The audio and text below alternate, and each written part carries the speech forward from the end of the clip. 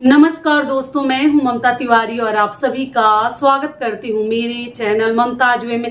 कैसे हैं आप सब, तो ये बताने के लिए कमेंट बॉक्स में श्री हरि विष्णु जरूर लिखिए। तो चलिए दोस्तों, आज हम इस वीडियो में जानेंगे पाप मोचनी एकादशी कब है, क्या नियम विधि है, किन किन बातों का ध्यान हमें रखनी है, एकादशी कब है और पारण का शुभ मुहूर्त क्या है, सब कुछ मैं आपके साथ शेयर करूंगी। ध्यान से बातों को समझ लीजिएगा।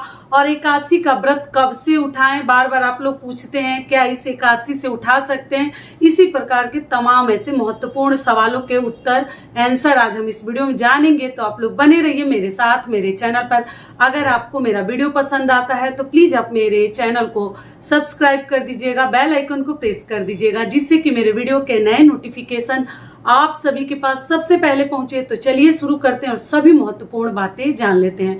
तो सबसे पहले आपको बता दूं, पाप मोचनी एकादशी, जो कि आपको मालूम है कि सभी पापों को दूर करने वाली एकादशी। और एकादशी का व्रत जो भी रखते हैं, जो भी भक्तगण, ऐसा माना जाता है कि अपने लिए बहुत ही अच्छा होता है और कई प्रकार के हमें लाभ मिलते हैं। कितना भी बड़ा पाप आपके द्वारा हुआ हो, उस पाप से आपको राहत मिलती है अगर आप एकादशी का व्रत करते हैं तो इसलिए आप लोगों का एक सबसे प्रथम सवाल है, ऐसे तो मैं हर वीडियो में बताती हूँ, जितने एकादशी व्रत आते हैं उसमें बताती हूँ।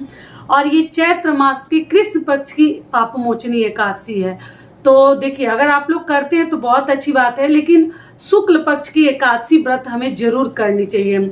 कई ऐसे लोग दोनों करते हैं, लेकिन मान लीजिए जो दोनों नहीं करते हैं वो शुक्ल पक्ष का केवल करके भी आपको बहुत अधिक लाभ मिलेगा। तो एकादशी का व्रत जो है पहली बार इन सभी एकादशियों से नहीं उठाते हैं। कई बार बताई हूँ, फिर भी एक बहन का मेरे बार बार कमेंट्स आ रहा है, दीदी एकादशी का व्रत कब से उठाएं। तो देखिए, निर्जला एकादशी जो ज्येष्ठ मास में पड़ती है ना, तब उठाते हैं। मैं वीडियो डालूंगी, आप लोग उठा सकती हैं। और देवउठनी एकादशी जो कार्तिक मास में छठ पूजा के बाद जो एकादशी पड़ती है, उसको उठाते हैं। और उत्पन्ना एकादशी से हम व्रत उठाते हैं। 3 एकादशी से ही केवल एकादशी का व्रत उठाया जाता है, बीच में नहीं उठाया जाता है। अधिकतर लोग निर्जला एकादशी से ही एकादशी का व्रत शुरू करते हैं और रखना प्रारंभ करते हैं। बाकी आप लोग देख लीजिएगा। तो ये हो गया। तो पाप मोचनी एकादशी 2024 में चैत्र मास के कृष्ण पक्ष की एकादशी कब है? 5 अप्रैल को। दिन क्या है? शुक्रवार। शुक्रवार के दिन हमें एकादशी का व्रत रखनी है। और एकादशी के दिन क्या क्या नियम विधि है, ऐसे तो हर वीडियो में बताती हूँ, आप लोगों को मालूम ही है। तो भी हमें ध्यान रखने के एकादशी व्रत रखने से पहले 10वीं तिथि के नियम विधि का ही इसमें पालन किया जाता है। देखिए, एकादशी ही एक ऐसा व्रत है ना, 3 दिनों का है और तीनों दिन बहुत ध्यान पूर्वक हमें करनी पड़ती है। इसलिए हर नया व्यक्ति नहीं कर पाता है। थोड़ा सा उम्र जिनका हो जाता है ना, उम्र दराज लोग ही एकादशी का व्रत करते हैं। ये भी कई ऐसी मेरी बहनों का प्रश्न है कि दीदी हम एकादशी व्रत करते हैं तो क्या कोई गलती करते हैं। कई लोग कहते हैं कि इतना कम उम्र में एकादशी नहीं किया जाता। तो देखिए, ऐसा कुछ नहीं है, अपनी अपनी श्रद्धा के ऊपर है। आप नए में भी एकादशी का व्रत कर सकते हैं। या छोटे बच्चे अगर आपके पास है तो थोड़ा बच्चे बड़े हो जाए उसके बाद भी आप लोग एकादशी का व्रत उठा सकती हैं, क्योंकि इसमें नियम का बहुत अधिक पालन किया जाता है। व्रत जितना भारी नहीं है ना, उतना उसके नियम शुभ मुहूर्त में ही काम किया जाता है। जो भी कार्य आप करते हैं, शुभ मुहूर्त का बहुत अधिक ध्यान रखना पड़ता है। तो क्या आपको करनी है कि देखिए, 10वीं जो है गुरुवार को है, तो 10वीं तिथि से ही एकादशी के सभी नियम विधि शुरू हो जाते हैं। उस दिन बाल वगैरह गुरुवार के दिन आप लोग मत धोइएगा, और एकादशी के दिन भी बाल नहीं धोते हैं तो आप बुधवार के दिन बाल धोकर तैयार हो जाइएगा।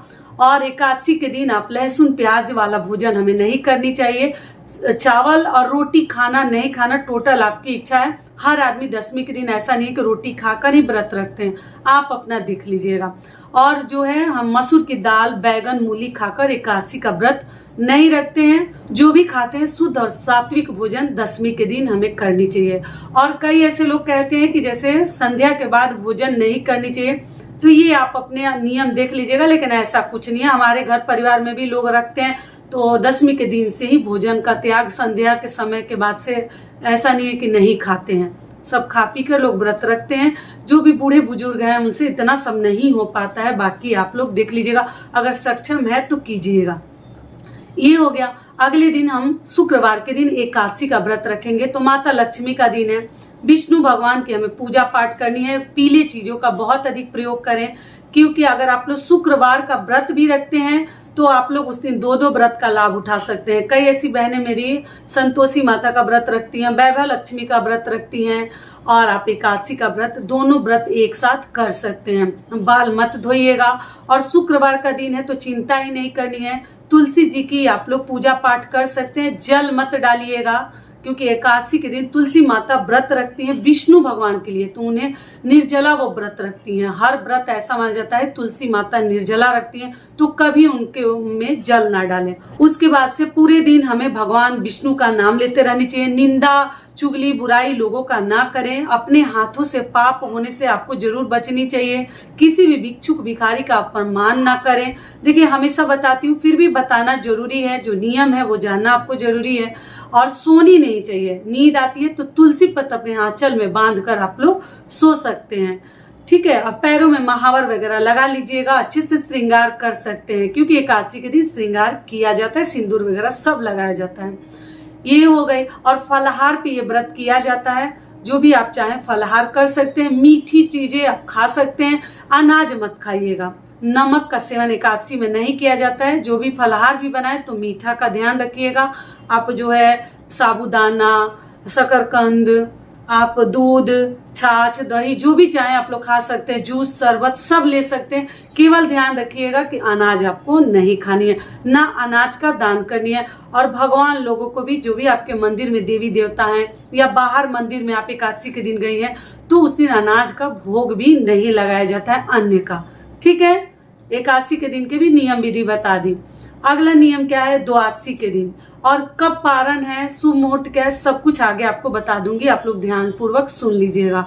द्वादशी के दिन क्या करनी है कि सुबह सवेरे हमें उठकर फिर से पूजा पाठ कर लेनी है। पूजा पाठ करने के बाद दातुन का प्रयोग कीजिएगा, एकादशी के दिन भी और द्वादशी के दिन भी, या न्यू ब्रश का। और दंत कांति वगैरह देख लीजिएगा, मतलब हर्बल पेस्ट वगैरह आप इस्तेमाल कर सकते हैं, जिसमें मतलब कुछ डाला ना हो। ऐसे तो हम जानते नहीं है क्या डालते हैं, फिर भी थोड़ा सा विश्वास रखकर हमें जो है कर लेनी है। और अगले दिन भी हम पूजा पाठ करके भगवान का, और आप जो है अगर मान लीजिए भोजन बन गया तो अच्छी बात है, नहीं बना है तो तुलसी पत्र और गंगा जल समय से शुभ मुहूर्त में डाल लीजिएगा मुख में।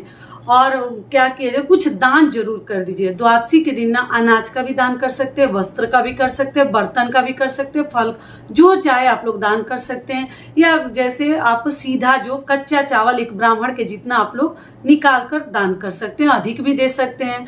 और अगर भोजन बन गया है तो पहला निवाला जो है, पहला एक रोटी दाल, क्योंकि चावल नहीं खाते, द्वादशी में चावल नहीं खाते। कई लोगों के यहाँ चावल खाते हैं, तो आप देख लीजिएगा हर घर के नियम अलग हैं। लेकिन हमारे तरफ हम लोग चावल नहीं खाते हैं द्वादशी के दिन। और आप जो है रोटी दाल, लौकी की सब्जी, आलू की सब्जी, घी में बना हुआ भोजन करते हैं, या रिफाइंड ऑयल में आप लोग कर सकते हैं। सूर्यमुखी और केवल मूंगफली के तेल में ही आप लोग फलाहार बनाए, मतलब भोजन बनाइएगा द्वादशी का। और पहला भोजन जो है एक जगह निकाल के रख देते हैं, या तो गौ माता को दे दीजिए या पक्षियों को खिला दीजिए। लेकिन पहला हमें अग्रासन निकाल कर ही भोजन करनी चाहिए। तो ये हो गया। इस प्रकार से हम द्वादशी के दिन भोजन करके, और एक समय ही भोजन किया जाता है। ध्यान से भरपेट खा लीजिए कि पूरे दिन भूख ना लगे। और बीच में अगर भूख लगती है तो आप जल ग्रहण भी कर सकते हैं, फल फ्रूट भी खा सकते हैं, चाय पानी भी ले सकते हैं। और शाम से कोई नियम विधि नहीं है, शाम से आप जो चाहें लहसुन प्याज सरसों तेल सब खा सकते हैं। ठीक है। इस बात का ध्यान रखिएगा। और तुलसी जी को आप दीपक बाती दिखा सकते हैं। आप लोग पूछते हैं दीदी फल का भोग लगा सकते हैं, तो देखिए लगा सकते हैं। ऐसे तो जल ही जब नहीं चढ़ानी है तो फल आप लोग देख लीजिएगा, नहीं चढ़ाए तो अच्छा है, लेकिन अगरबत्ती धूप बत्ती भगवान को माता को दिखानी है। ठीक है। रोली वगैरह तुलसी जी को आप लोग लगा सकते हैं, सिंदूर लगा सकते हैं, जड़ में लगाया जाता है, पत्तों पर मत लगाइएगा। केवल उनके शादी में, मतलब जब विवाह करते देवउठनी एकादशी के दिन, तब केवल पत्तों पर लगाई जाती है। आप लोग देख लीजिएगा। और अगली चीज क्या है कि द्वादशी के दिन भी हमें सोनी नहीं है। इस बात का आप लोग ध्यान रखिएगा। उस दिन भी जग के रहा जाता है। कुछ भी कार्य वगैरह आप लोग कर सकते हैं। आप लोग पूछते हैं कि व्रत में क्या सिलाई कर सकते हैं, बुनाई कर सकते हैं, तो जी किया जाता है। ऐसा कुछ नहीं है। केवल जीतिया के व्रत में कुछ मतलब चुभाना नहीं चाहिए, तोड़ना नहीं चाहिए, काटना नहीं चाहिए। जीतिया, खर जीतिया जिसका नाम ही है, उसी व्रत में केवल ध्यान रखा जाता है। बाकी सब व्रत में आप लोग कर सकते हैं। तो चलिए अब आगे जान लेते हैं एकादशी तिथि कब से प्रारंभ हो रही है। कब समाप्त हो और ये पारण का शुभ मुहूर्त क्या है। तो आपको बता दो, एकादशी तिथि 4 अप्रैल दिन गुरुवार को शाम 4:14 पर एकादशी तिथि प्रारंभ हो जाएगी। एकादशी तिथि समाप्त होगी शुक्रवार के दिन 5 अप्रैल को दोपहर में 1:28 पर एकादशी तिथि समाप्त हो जाएगी। ऐसे में हमें 5 अप्रैल को उदया तिथि को ध्यान में रखते हुए एकादशी का व्रत करनी है दिन शुक्रवार को। अब चलिए आगे जान लेते हैं पारण का शुभ मुहूर्त। तो पारण का शुभ मुहूर्त है 6 अप्रैल को दिन शनिवार को सुबह 6:18 से लेकर 9 बजे तक आप लोग पारण कर सकते हैं। तो आशा करती हूँ, उम्मीद करती हूँ कि सारी बातें अभी आप लोगों की समझ में आ गई होगी। तो ये वीडियो मेरा यहीं तक का था, फिर मिलती हूँ एक नए वीडियो में। तब तक के लिए नमस्कार, स्वस्थ रहिए, सुरक्षित रहिए और जहाँ कहीं भी रहिए खूब खुश रहिए। वीडियो पसंद आता है तो चैनल को पक्का सब्सक्राइब कर दीजिएगा और वीडियो को लाइक कर दीजिएगा। धन्यवाद।